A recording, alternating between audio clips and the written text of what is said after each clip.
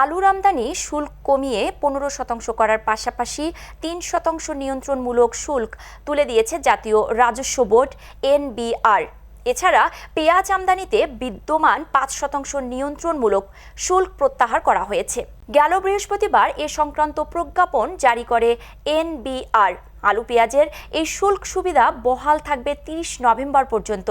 আর কীটনাশক আমদানিতে আমদানি শুল্ক 25% থেকে কমিয়ে 5% করা হয়েছে।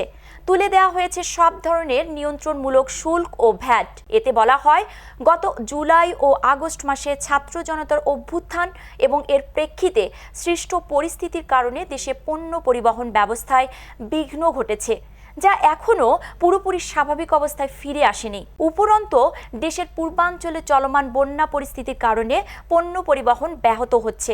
অদ্ভুত পরিস্থিতিতে সার্বিক প্রেক্ষাপট বিবেচনা করে গুরুত্বপূর্ণ অংশীজন এবং সংশ্লিষ্ট মন্ত্রণালয় কীটনাশক, আলু ও পেঁয়াজের মতো গুরুত্বপূর্ণ নিত্য প্রয়োজনীয় পণ্যের দাম কমানোর ব্যবস্থা নিতে জাতীয় রাজস্ব বোর্ডকে অনুরোধ করেছে।